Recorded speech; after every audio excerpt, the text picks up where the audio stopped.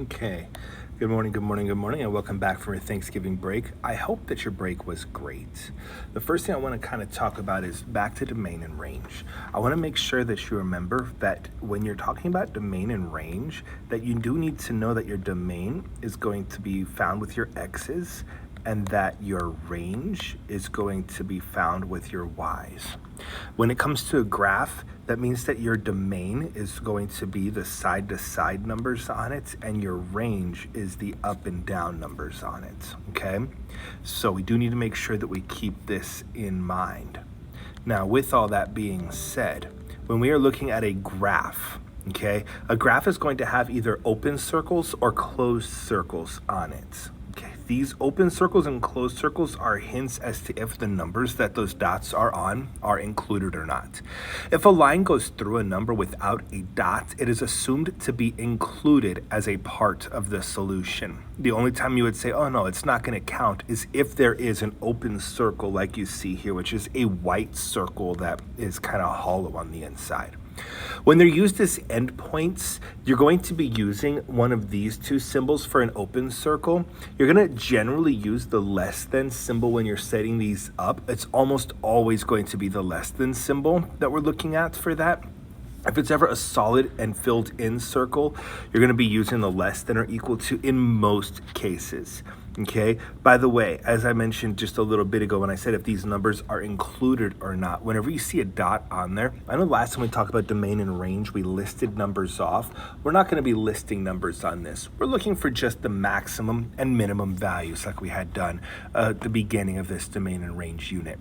I'd like to take a moment and say that in most cases, these two setups with X in the middle and Y in the middle with those arrows pointing to the left is going to be just fine. In most cases. For today, this will work for you. When you get to arrows and parabolas, which are curves that go farther and farther and farther to infinity, it is going to be only one direction. And I'll show you what that looks like a little bit more tomorrow. But for today, this will work just fine. Let's look at some of these examples. On example number 1, we want to answer a couple of questions. First and foremost, is it continuous or discrete?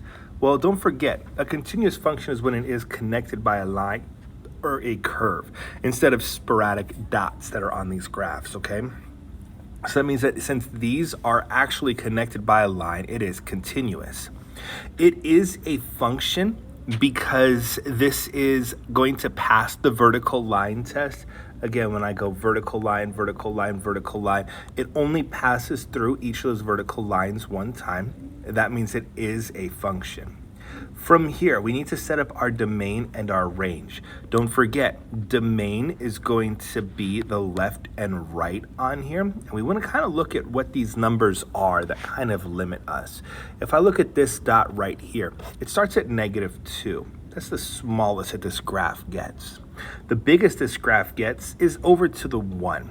You see how that -2 was filled in with a solid mark? That means that our less than symbol is going to be a less than or equal to, and our 1 being hollow is going to be a just less than, not or equal to. Since this is domain, I put an X in the middle of it, and that is going to handle my domain. For my range, on the other hand, it's my up and down aspect of it. When I look at the lowest portion, it goes down to -1 all the way down here, and that is the hollow circle. So I'm going to use the less than symbol. I know that it is a Y because it is my range. When I look up here and I see that this goes through the number 3 and that it's filled in, so I know it's less than or equal to, this is going to be where I use that symbol. What this means is that my domain, my X, is between the numbers -2 and 1, and X could equal -2, but X will not equal 1. And again, your Y is between -1 and 3, where -1 would not be an acceptable solution, but 3 would. I'm going to do the same thing over here on example number 2. Okay, example number 2, I'm still looking at my domain and my range, my x and my y. I apologize for the beeping. I'm going to be going here, and I'm looking at that solid circle right there and saying that's at -2, which is the smallest that this is going to be. It's going to be or equal to because it is filled in. This is a domain, so it is going to be an x. I look all the way over here at this 6, and I see that it is not filled in, so it's just the less than, not the less than or equal to. I go ahead and I look at the range now, which is the up and down. I go all the way down here to -3. That -3 is going to be the smallest, and as we mentioned before, it is filled in. So I'm going to start with that -3, and it is going to be greater than, or excuse me, less than or equal to y, because it is our range.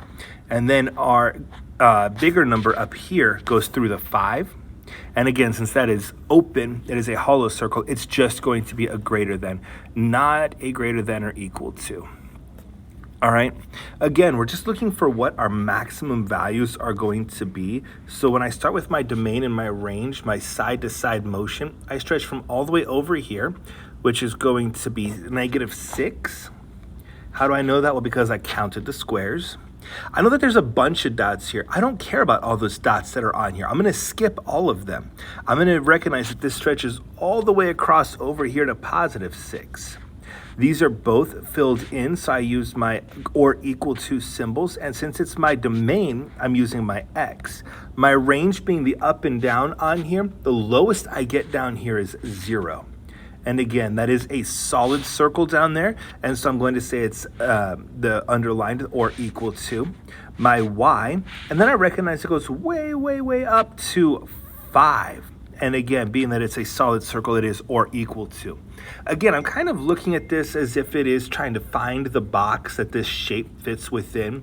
I can't draw perfectly straight lines, but if I could almost go, it goes that far to the left, it goes that far to the right, it goes that far up, it goes, down to here.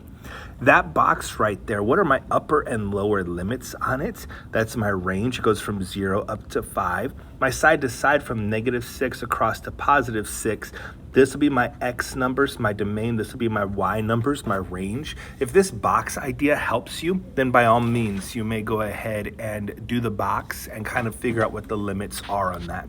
This is continuous because it is connected by lines, and this one is a function.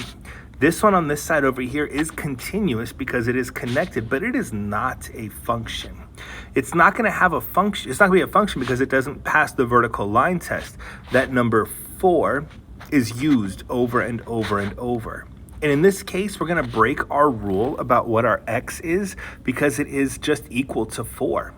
Our range, though, that we're looking at, the down and up, shows me that it goes all the way down to -5, all the way up to 2.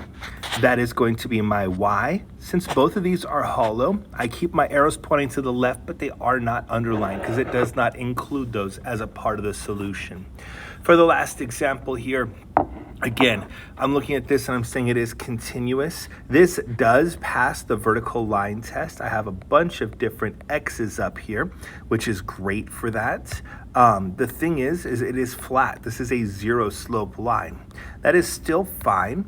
I can actually answer my range just fine, where y equals -2 because it doesn't ever climb above or below that. But when I look at my left and right motion, I recognize that at -1 and at +3 are where my dots are. That's where my x is between. Since they are filled in, they are both going to be less than or equal to symbols, and that's going to tell me that my domain is between -1 and 3, and those both are potential solutions. And also my range is only at -2 because it doesn't climb up or down this graph.